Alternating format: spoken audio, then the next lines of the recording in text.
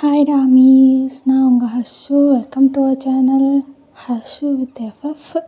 எல்லோரும் எப்படிடா இருக்கீங்க? ஐ ஹோப் யூ ஆல் எல்லோரும் நல்லா இருக்கணும்னு நினைக்கிறேன். அண்டு நம்மளுக்கு 11 சப்ஸ்கிரைபர்ஸ் கிடச்சிருக்காங்களா? எனக்கு ரொம்ப ஹாப்பியாக இருக்குது. ஏன்னா எனக்கு ஸ்கூலில் ஃப்ரெண்ட்ஸ் கூட அவ்வளோ இல்லை, இவ்வளோ சப்ஸ்கிரைபர் கிடைக்க ரொம்ப ஹாப்பியாக இருக்குது. I am so grateful to have you all. என்ன சொல்கிறேன்னு தெரியல, ரொம்ப ஹாப்பியாக இருந்துச்சு. இப்போ தான் பார்த்தேன், லைக் வீட்டில் ஃபேமிலி மெம்பர்ஸ்னு கொஞ்சம் அதிக பேர் இருந்ததுனால இன்றைக்கி எதுவும் பண்ண முடியாதோ அப்படின்னு நினச்சிட்டு இருந்தேன். இப்போ தான் எல்லோரும் கிளம்புனாங்க, அப்பா அப்படின்னு வந்தாச்சு. ஸோ வெளியே ஏதாவது பாட்டு நாய்ஸ் கேட்டுச்சுன்னா மன்னிச்சிக்கோங்கடா. ஏன்னா இப்போது சமயபுரத்துக்கு எல்லாம் போயிட்டுருக்காங்களா, ஸோ கொஞ்சம் பாட்டு சத்தம் அதெல்லாம் இருக்குது. என்னால் அவாய்ட் பண்ண முடியல, நான் சொன்னால் அவங்க கேட்க மாட்டாங்க. ஸோ ஓகேடா, நம்ம மாஃபியா, அதாவது போஸ்ட் மேரேஜ் வித் மாஃபியாவோட 3rd பாட்டு போடலாம். போன தடவை டியூரேஷன் கொஞ்சம் அதிகமாகிடுச்சு, ப்ளஸ் நான் ஒன்றும் ப்ரிப்பேர் பண்ணல. ஸோ டக்குன்னு முடிக்க வேண்டியதாக போச்சு, ஒன்றுமே சொல்லலை. அதோட நம்ம இப்போ கண்டினியூ பண்ணிக்கலாம்டா, ஓகேவா? இப்போ ஸ்டார்டிங்லேயே அவங்கக்கிட்ட நிறையா சொல்லணும் அப்படின்னு ஜேகே சொல்ல, நீங்களும் அப்படியே பெருமூச்சு வாங்கிட்டு அவன் பக்கத்தில் உட்காந்துட்டு சொல்லு, கேட்டு தொலைகிறேன், இன்றைக்கி ஃபுல்லாக உன் கச்சேரியை கேட்குறது தான் இன்றைக்கி எனக்கு வேலை போல் அப்படின்னு சொல்லிட்டு உட்காந்துருக்கீங்க. அது காணும். உனக்கு யுங்கி யாருன்னு தெரியுமா அப்படின்னு சொல்லி கேட்க, யுங்கி தானே, உன் கூட சுற்றுறான ஒரு பைத்தியக்காரன் அவன் தானே அப்படின்னோடனே, உனக்கு அவனை அப்படி தான் தெரியும். ஏன் உனக்கு மட்டும் என்ன, உலகத்துக்கே அவனை அப்படி தான் தெரியும். பைத்தியக்காரன், பொறுக்கி, ஒரு மாஃபியா, ரொம்ப கல் நெஞ்சக்காரன் அப்படின்னு. ஆனால் நான் பார்த்த யுங்கி எப்படி இருப்பான் தெரியுமா? அவன் ரொம்ப பயந்தவன், ரொம்ப நல்லவன், யாருக்கும் ஒரு சின்ன தப்பு கூட செஞ்சிடக்கூடாதுன்னு நினைக்கிற ஒரு நல்லவன். ஆனால் உலகம் அவனை அப்படி மாற்றிருச்சு, அதில் அவன் தப்பு எதுவும் இல்லை அப்படின்னோடனே நீங்களும் அவனை பார்த்துட்டு அப்படி என்ன உலகம் அவனை மாற்றுச்சு, நானும் பார்க்குறேன், தப்பு செய்கிறவங்க எல்லாம் இதையே சொல்லிடுறீங்க, தப்பிச்சுக்கிறீங்க அப்படின்னோடனே ஜெயிக்கவும் அப்படியே பார்த்து உங்களை மறைக்கிறாரு. நீங்களும் கொஞ்சம் ஓவராக பேசிட்டோமோ அப்படின்ற மாதிரி பார்த்துட்ருக்க. அவரும் நான் சொல்கிறது உண்மை தான், இந்த உலகம் தான் அவனை மாற்றிருச்சு அப்படின்னோடனே நீங்களும் அப்படியே திருன்னு முழிச்சிட்ருக்கீங்க, என்னடா சொல்கிறான் அப்படின்ற மாதிரி. அவரும் என்னோடய அப்பாவும் யுங்கியோட அப்பாவும் ஃப்ரெண்ட்ஸ் தான். ஸோ அவங்க 2 பேருமே மாஃபியாவில் தான் இருப்பாங்க. எங்கள் 2 பேருக்குமே சின்ன வயசுலேருந்து ஃப்ரெண்ட்ஸே இல்லை. யுங்கிக்கு நிறைய ஃப்ரெண்ட்ஸ் வச்சுக்கணும், நிறைய பேர்கிட்ட பேசணுன்னு ரொம்ப ஆசை. ஆனால் அவன் ஒரு மாஃபியாவோட பையன்னு தெரிஞ்சதும் யாரும் அவன்கிட்ட வந்து பேச மாட்டாங்க. ஸோ அது அவனுக்கு ரொம்ப கில்ட்டியாக இருந்துச்சு. அப்போலேருந்தே அவனுக்கு புரிஞ்சிச்சு, அவங்க அப்பா ஏதோ தப்பான வேலை பார்க்குறாரு, அதனால தான் அவனுக்கு எந்த ஃப்ரெண்ட்ஸுமே இல்லைன்னு சொல்லி அவனுக்கு அப்போவே புரிஞ்சிச்சு. ஸோ அவன் அவங்க அப்பாவை ரொம்ப வெறுத்தான். லைக் அவங்க அப்பாக்கிட்டேருந்து அவங்க அப்பாவோட தொழில், அவங்க அப்பாவோட இதுலேருந்து ரொம்ப விலகி தான் அவன் எப்போவுமே இருப்பான். அவன் மாஃபியா தொழிலை ரொம்ப வெறுத்ததுக்கான காரணமே இதுதான். அப்படி எங்கள் அப்பா அம்மாவும் அவங்க அப்பா அம்மாவும் அப்படி இறந்து போக எனக்காவது பரவாயில்ல, ஓரளவுக்கு கொஞ்சம் சப்போர்ட்டிவான பாடி கார்ட்ஸு, கொஞ்சம் அப்பாவுக்கு விசுவாசமான ஆளுங்கன்னு சொல்லிட்டு நான் ஓரளவு சேஃபாக இருந்தேன். ஆனால் யுங்கி அவன் மொத்தமாக சேஃப்னஸ்ன்னு ஒரு ஸோனுக்குள்ளேயே அவனை யாரும் விடவே இல்லை. அவன் அந்த வீடையும் இழந்து தெருவுக்கே வந்துட்டான். அவனுக்கு ஒரு குட்டி தங்கச்சி, எனக்கு இப்போ கூட ரொம்ப ஞாபகம் இருக்குது. அவள் சிரித்தா அவ்வளோ அழகாக இருக்கும். இதுவரையும் எனக்கு தங்கச்சி இல்லையேன்னு நான் அவளை பார்த்து ரொம்ப கவலைப்பட்டிருக்கேன் சின்ன வயசில். ஆனால் இப்போது அவள் இல்லைன்னு சொல்லி ஃபீல் பண்ணுறேன். இங்கேயும் அந்த பொண்ணும் சின்ன வயசுலேயே தெருவுக்கே வந்துட்டாங்க. தெருவுக்கு வந்தாலும் தங்கச்சியை இங்கே கைவிடவே இல்லை. தங்கச்சின்னா அவ்வளோ பிடிக்கும். அவனும் ஒரு சின்ன இடத்துல தங்கச்சியை வச்சுட்டு கிடைக்கிற சின்ன வேலையெல்லாம் வந்து பார்த்துட்ருந்தான். அதுக்கு அவன் என்னை வந்து பார்த்துருந்தா இந்நேரம் அவள் உயிரோடையாவது இருந்திருப்பாள். ஆனால் மாஃபியாவுக்குள்ளே நம்ம போயிடக்கூடாது, நம்மளுக்குன்னு நம்ம தங்கச்சி தான் இருக்கா, அவளையும் நம்ம தான் பார்த்துக்கணும்னு சொல்லிட்டு வரவே மாட்டேன்ட்டான். அதுக்கப்புறம் அப்போ தான் அது நடந்துச்சு. ஒரு நாள் எங்கேயும் வேலைக்கு போயிட்டு வந்திருப்பான். அப்போ அவன் பின்னாடியே 4 பேர் அவன்கிட்டேருந்து காசு பறிக்கலான்னு வந்திருப்பாங்க. அப்போ தான் யுங்கி தங்கியிருக்க இடம், யுங்கி கூட இருக்க அவள் தங்கச்சி எல்லாரையும் பார்த்துருக்காங்க.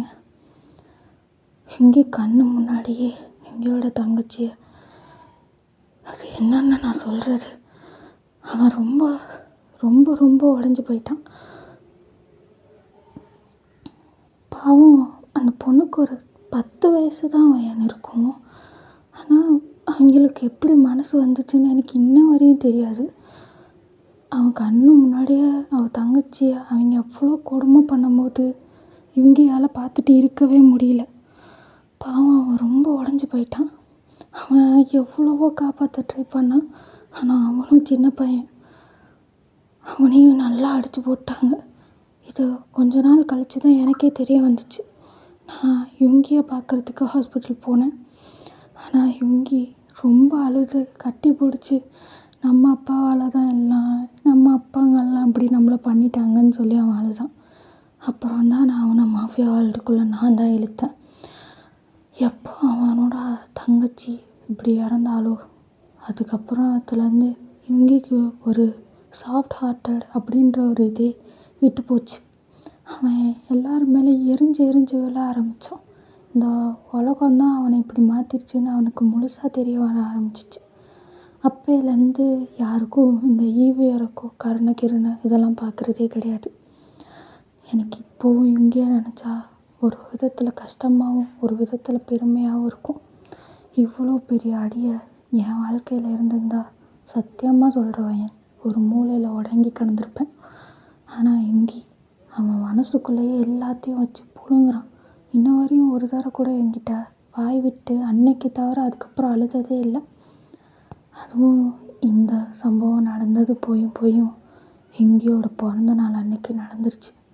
அவன் அதுக்கப்புறம் அவன் பிறந்த நாளையே சுத்தமாக வெறுக்க ஆரம்பிச்சிட்டான்.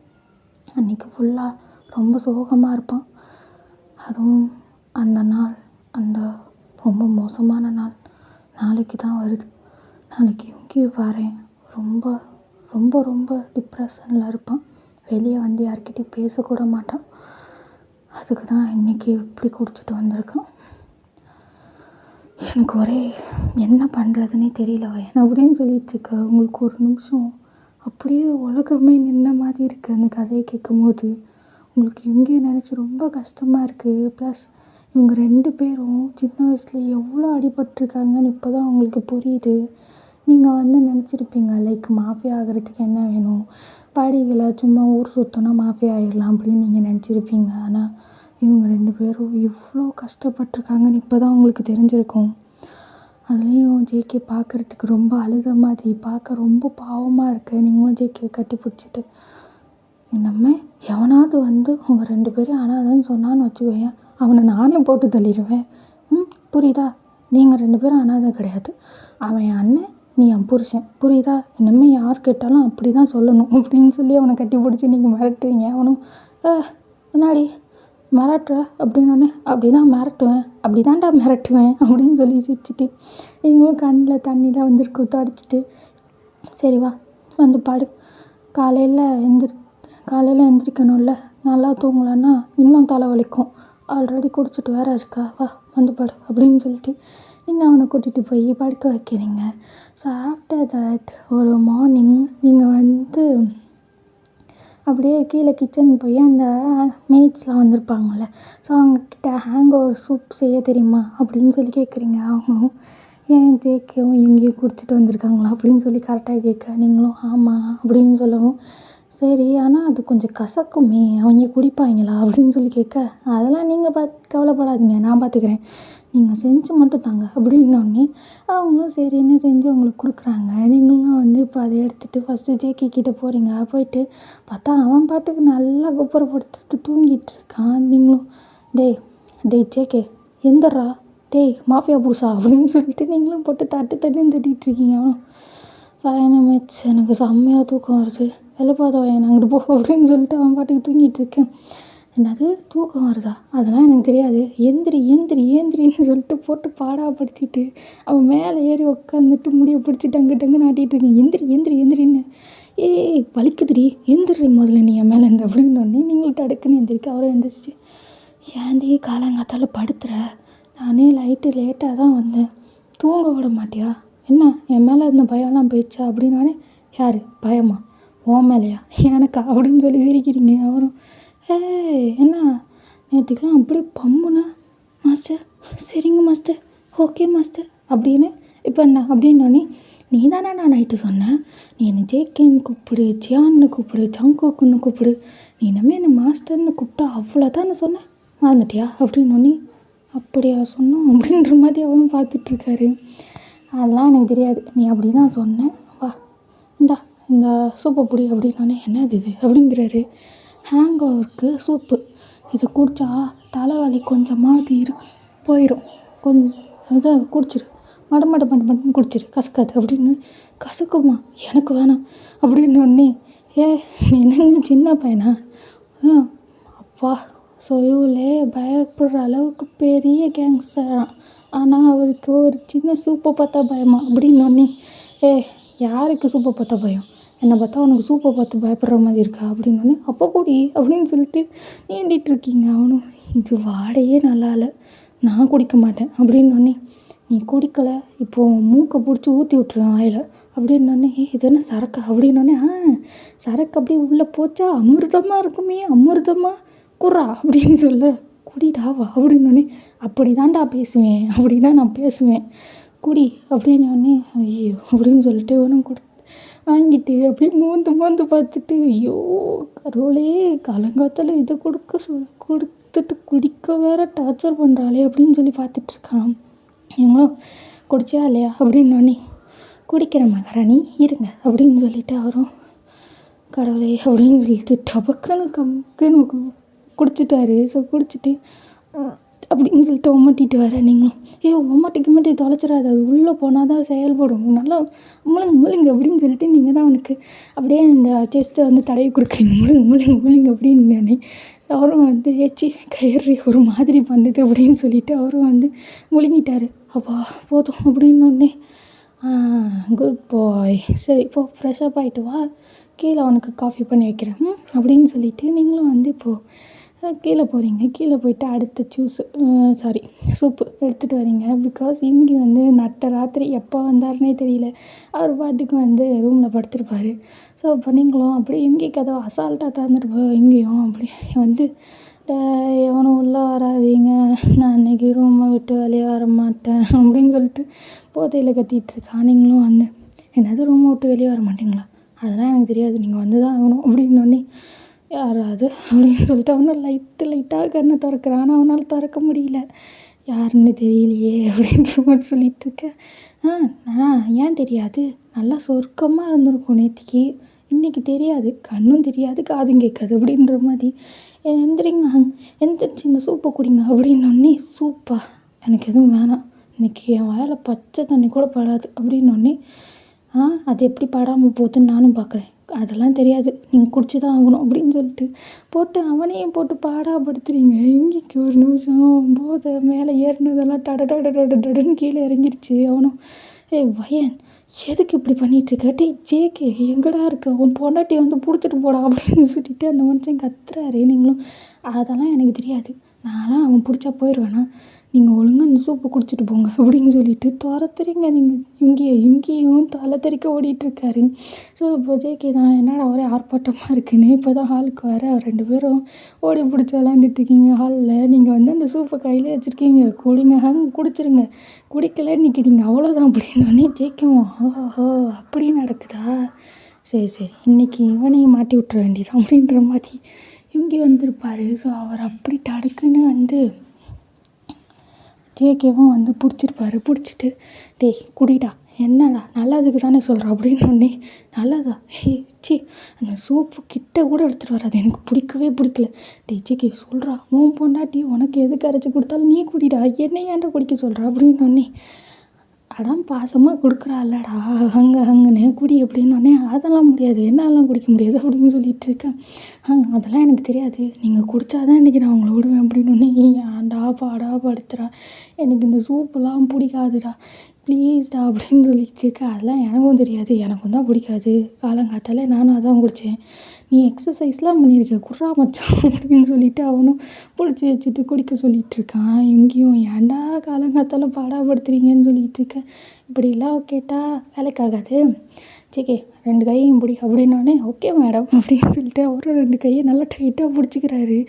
இங்கேயும் டே வேணாண்டா இப்படி ஒரு துரோகத்தை எனக்கு பண்ணாதடா ப்ளீஸ்டா, கல்லால் அடி இல்லை புல்லட்டால் கூட சுற்று, தயவு செஞ்சு நான் ஏற்றுக்கிறேன், ஆனால் தயவு செஞ்சு கசாயெல்லாம் குடிக்க சொல்லிடாதடா அப்படின்னோடனே கசாயெல்லாம் இல்லைடா அந்தளவுக்கு கசக்கலை அப்படின்னோடனே ஏன் போடா ஒயன் கேளு ஒயன் ப்ளீஸ் ஒயன் வேணாம் அப்படின்னு சொல்ல அதெல்லாம் எனக்கு தெரியாது குடிச்சு தான் ஆகணும்னு சொல்லிட்டு வாயை திறந்து போட்டாக்குன்னு ஊற்ற மச்சனை துப்பு பார்க்குறாரு. நீங்களும் துப்புனீங்க அவ்வளோதான், இன்னும் பெரிய ஜக்கில் கரைச்சி வச்சுருக்கேன், அடுத்து அப்படியே பனல் வச்சு அப்படியே வாய்க்குள்ளே ஊற்றி விட்ருவேன் அப்படின்னோடனே அவருக்கு சொன்ன உடனே அப்படியே முழுங்கிட்டு கசகுது ஐயோ அப்படின்ற மாதிரி அவரும் இருக்கு.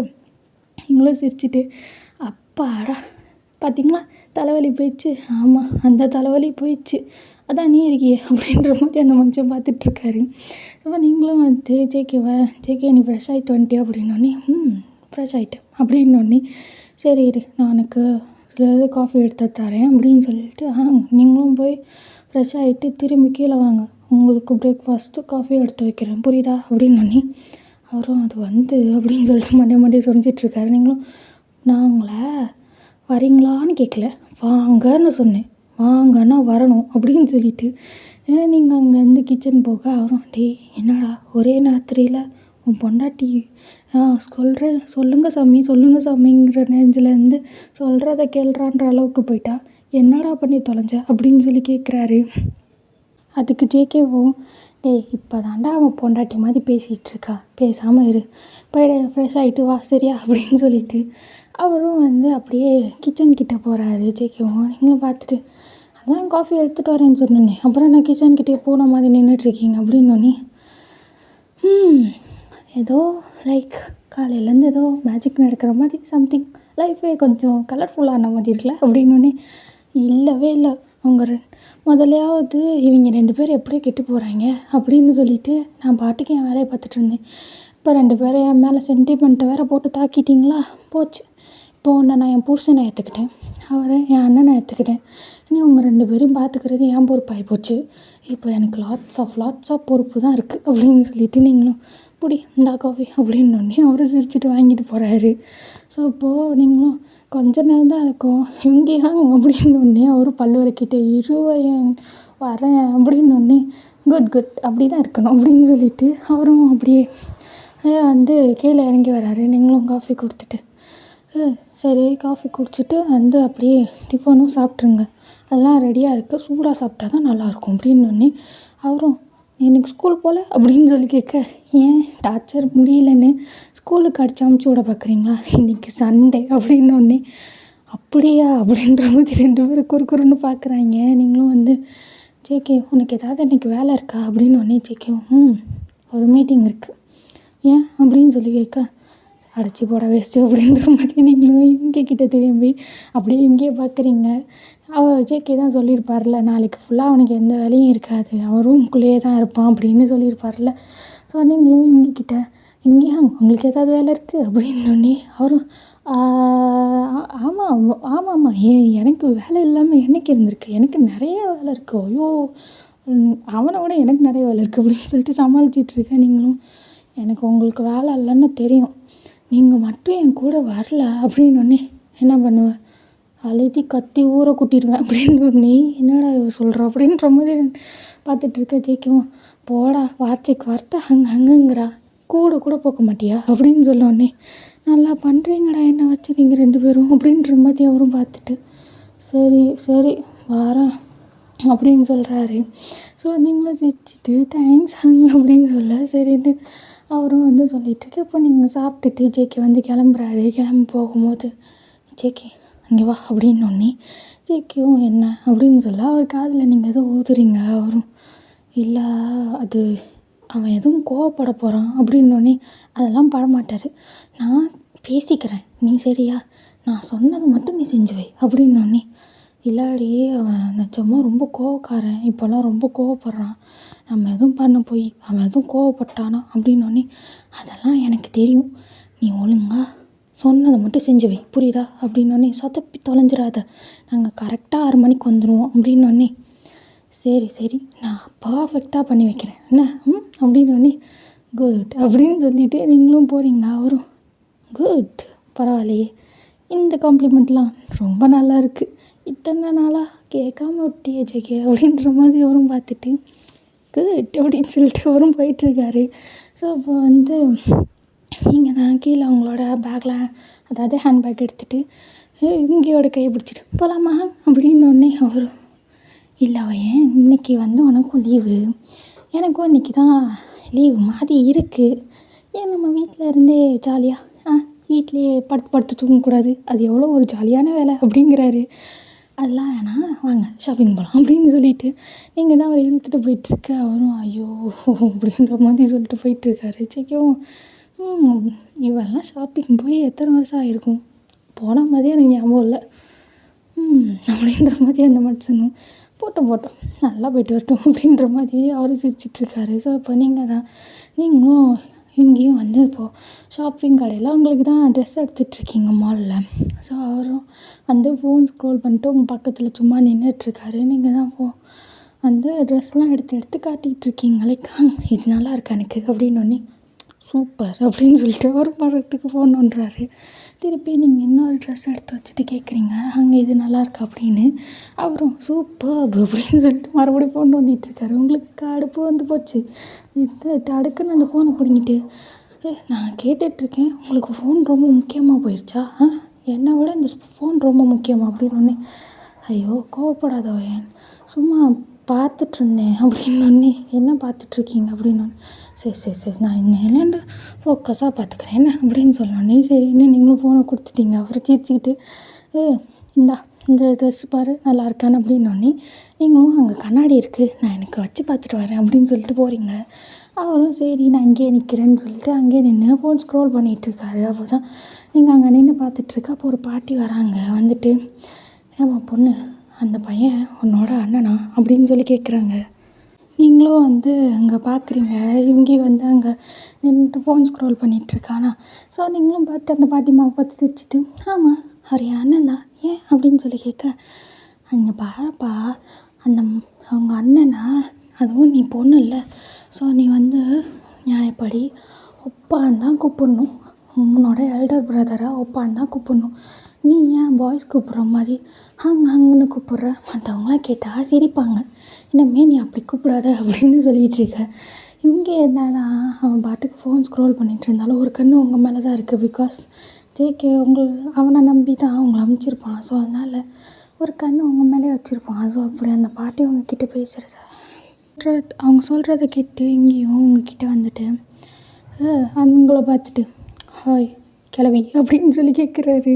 அந்த பாட்டி திருன்னு முழிக்க நீங்கள் என்ன பேசுகிறீங்க, அவங்களுக்கு மரியாதை கொடுங்க அப்படின்னு. நீ சும்மா இருவேன், என் தங்கச்சி என்னை எப்படி வேணால் கூப்பிடுவா, அதை பற்றி உனக்கு என்ன கவலை, நானே கவலைப்படல, நீ எதுக்கு கவலைப்படுற, என் தங்கச்சி என்னை ஹங்குன்னு தான் கூப்பிடுவா, எவன் பார்த்து சிரித்தா அவன் பல்ல உடைக்க நான் ரெடியாக இருக்கேன், எவனுக்கு என் தங்கச்சியை பார்த்து சிரிக்கிறதுக்கு எவன் ரெடியாக இருக்கான்னு இங்கே இருக்கிற எவனை வேணால் கேளு அப்படின்னு சொன்னோடனே அந்த பாட்டி தான் அப்படியே ஷாக்காகி நின்றுட்டுருக்காங்க. என்னடா நல்லது சொல்லக்கூடாதா அப்படின்ற மாதிரி பார்க்க நீங்கள் அப்படியே இங்கேயே பிடிச்சி கூப்பிட்டு வந்துட்டீங்க.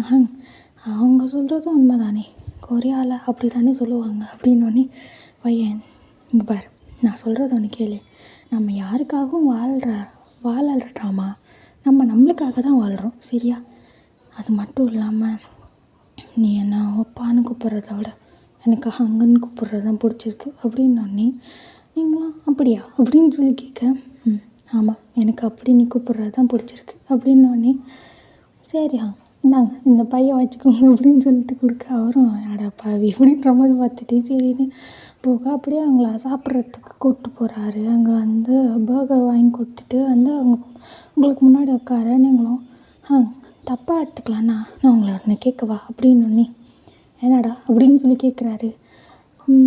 நான் ஏன் உங்களா அங்கன்னு கூப்பிட்ணும் அப்பான்னு கூப்பிடாம அப்படின்னு சொல்லி கேட்க என் தங்கச்சி என்ன அங்கன்னு தான் கூப்பிடுவா, அவளுக்கு சின்ன வயசுலேருந்து அப்படி தான் வந்துச்சு, ஏன்னு கேட்குறியா அப்படின்னு சொல்லி கேட்க நீங்களும் அப்படின்னு சொல்ல ஏன்னா எங்கள் அப்பா அம்மா நினச்சாங்க எனக்கு அடுத்ததும் தம்பி தான் வரும் அப்படின்னு, அதனால் அவளுக்கு ஹங் தான் சொல்லி கொடுக்கணும்னு நினச்சாங்க. ஆனால் என் தங்கச்சி தான் பிறந்தான்.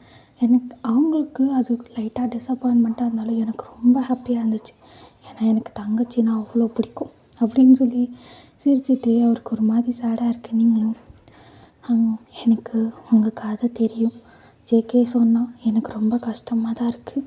ஆனால் நீங்கள் அதோட லைஃப்பை அப்படியே கெட்டதாகவே பார்த்தா எப்படி சில நேரத்தில் லைஃப்பில் நிறைய விஷயம் நடக்கும், அது சில சமயம் வாழ்க்கையை மாற்றி போட தான் செய்யும். அதுக்காக வாழ்க்கை மாறலாம், அதுக்கு நம்மளும் மாறணுமா அப்படின்னோடனே புரியல அப்படிங்கிறாரு. இப்போது நான் ஒன்று சொல்லட்டா, நான் உங்களை அண்ணன் தானே கூப்பிட்றேன் அப்படின்னு சொல்ல ஆமாண்டா நீ என்ன அப்படி தான் கூப்பிட்ற, அதுக்கு என்ன அப்போ அப்படின்னோடனே அப்போ நான் உங்கள் தங்கச்சி தானே அப்படின்னோடனே அவரும் அப்படியே யோசிக்கிறாரு. என்ன அங்கே யோசிக்கிறீங்க சொல்லுங்கள் அப்படின்னோடனே ஆமாண்டா நான் அண்ணன்டா ஏன் அப்படின்னு சொல்லி கேட்க அப்போது நீங்கள் என்ன தங்கச்சியாக எடுத்துக்கிட்டீங்க அப்படி தானே அப்படின்னோடனே அவருக்கு ரொம்ப சிரிச்சிட்டு ஒரு நிமிஷம் அப்படின்னு சொல்லிட்டு அவர் அப்படியே அவரோட பேக் நெக்கில் கை வைக்கிறாரு. என்னன்னா அவர் நெக்கில் வந்துட்டு 2 செயின் போட்டிருப்பார். ஒன்று பேர் வந்து யூவி, அது வந்து அவர் தங்கச்சியோட பேர். இன்னொரு நேம் வந்து அதில் யுங்கின்னு எழுதியிருக்கும். ஸோ யூவிங்கிறத வந்து யுங்கியும் யுங்கிங்கிற பேரை வந்து அவங்க தங்கச்சியும் போட்டிருப்பாங்க. அவங்க தங்கச்சி இறந்ததுக்கப்புறம் அந்த செயின் 2யுமே யுங்கி தான் போட்டிருப்பாரு. ஸோ இப்போ இதில் யுங்கிங்கிற செயினை மட்டும் கழட்டி அப்படியே உங்களுக்கு போட்டு விட்றாரு. அவங்களுக்கு அதை பார்த்தோன்னே ரொம்ப ஹாப்பியாக இருக்குது. நீங்கள் அப்படியே அழகாக சிரிச்சிட்டே வந்து அவரை பார்க்க வரும்.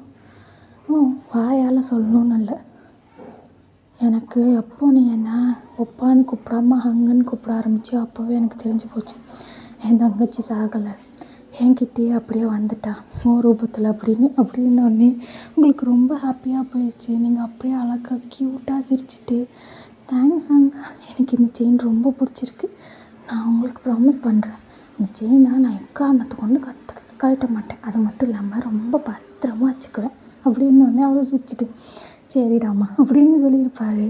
நீங்களும் வந்து சிரிச்சிட்டு அவரை பார்த்து க்யூட்டாக ஸ்மைல் பண்ணிவிட்டு அப்படியே வரீங்க.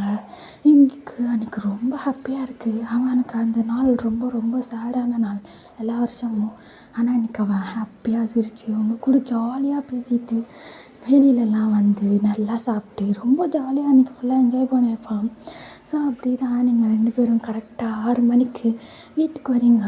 ஸோ அப்போது உங்கள் வீடு தான் ஃபுல்லாக டார்க்காக இருக்குது, ஒரு லைட்டு கூட போடலை. நீங்களும் இப்படியே பார்க்குறீங்க. இங்கேயும் என்ன இது மேட்ஸ் எல்லாம் ஒழுங்காக வேலை பார்க்க மாட்டாங்களா, இப்படி இருட்டாக இருக்குது அப்படின்னோடனே வேணும் சரி நான் உள்ளே போய் லைட் போடுறேன் அப்படின்னு சொல்லிட்டு நீங்கள் போக வேணாம் ரூம் வேறு ரொம்ப இருட்டாக இருக்குது, நீ ஏதாவது தடுக்கி விழுந்துட போகிற, ஃபஸ்ட்டு நான் போகிறேன் அப்படின்னு சொல்லிட்டு அவரும் எதுவும் உள்ளே ஏதோ தீவிரவாதிகள் நினச்சிருக்க மாதிரி மெதுவாக போய் அந்த கதவை எதுக்கும் லைட்டாக பார்க்குறாரு. ஒரு வேளை எவனும் உள்ளே உட்காந்துருக்கலாமோ அப்படின்ற மாதிரி. பிகாஸ் ஆஃப் யுவர் சேஃப்டி நீங்கள் பார்த்து சிரிச்சிட்ருக்கீங்க. ஸோ அவரும் லைட்டாக அப்படியே கதவை திறக்க பட்டு எல்லாம் வெடிக்குது. டக்குன்னு அந்த மனுஷனை கன் எடுத்துகிட்டு அப்படியே பார்க்க ஜெயிக்கவும் அட பாவி சொந்த ஃப்ரெண்டையே போட்டு தள்ள பார்க்குறியே அப்படின்னோடனே நீயா அப்படின்னு சொல்லிட்டு இப்போ தான் பார்க்குறாரு. ஃபுல்லாக ஹாப்பி பர்த்டே அப்படின்னு சொல்லிட்டு நிறைய டெக்கரேஷன், இப்போ வெடித்ததெல்லாம் வெறும் பேப்பர், அது அந்த பேப்பர் இதில் இருக்கும்ல, ஸோ அப்படி வெடிப்பாங்களா அதுதான். ஸோ அவரும் வந்து பார்த்துட்டு அப்படியே சர்ப்ரைஸ் ஆகி நின்றுட்டுருக்காரு. நீங்களும் பின்னாடி வந்து கட்டி பிடிச்சிட்டு ஹாப்பி பர்த்டே இனிமேல் உங்கள் வாழ்க்கையில் அந்த சோகமான நேரத்தை நீங்கள் யோசித்து பார்க்கக்கூடாது.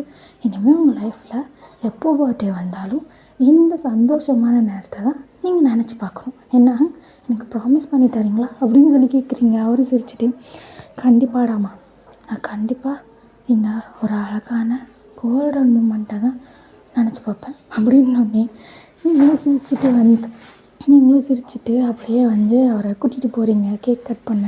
ஜேகேவும் அயனை பார்த்து அப்படியே ஒரு ஸ்மைல் பண்ணுறாரு. லைக் நீங்கள் அவரோட லைஃப்பை டோட்டலாக மாற்றிட்டீங்க. அது நினைக்கும் போது அவருக்கு ரொம்ப ஹாப்பியாக இருக்குது.